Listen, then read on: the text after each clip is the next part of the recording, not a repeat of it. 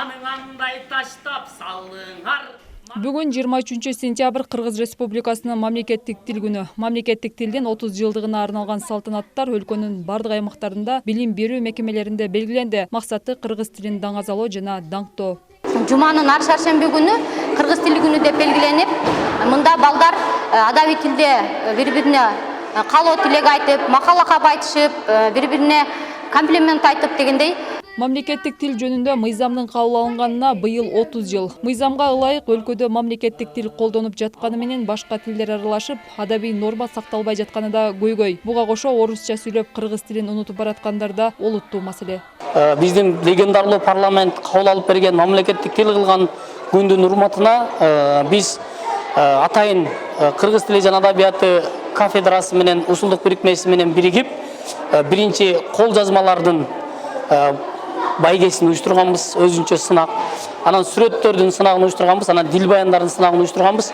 Анан ушул күнкүгө жыйынтык иретинде мындай бир көргөзмөнү дагы ар бир класска уюштурганбыз. Мыйзам боюнча өлкөдө бардык мекеме ишканалардын иш кагаздары мамлекеттик тилде жүргүзүлүшү жана кызматкерлер өзүнүн кызматтык чөйрөсүндө мамлекеттик тилди билүүгө милдеттүү. Тилекке каршы бул ченем толук кандуу аткарылбай келе жатканын тил комиссиясы да моюндашат.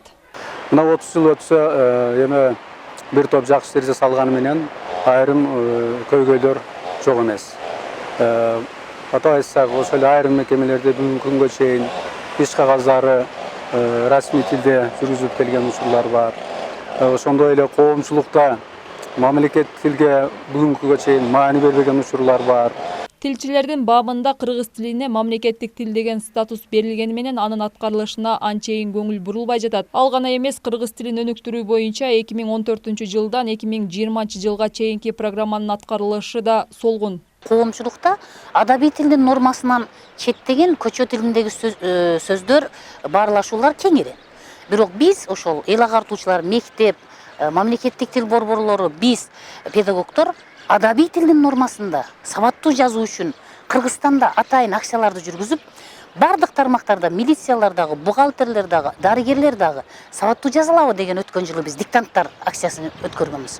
Мунун максаты дагы ошол да. Бардыгыбызды бирдиктүү түрдө адабий тилдин нормасына салуу.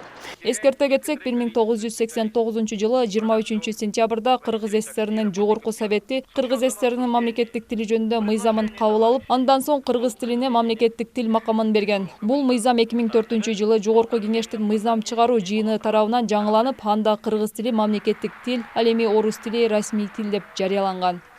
Айжамал Түгөлбай кызы, Азамат Кубатбек уулу, ТМЖ жаңылыктары.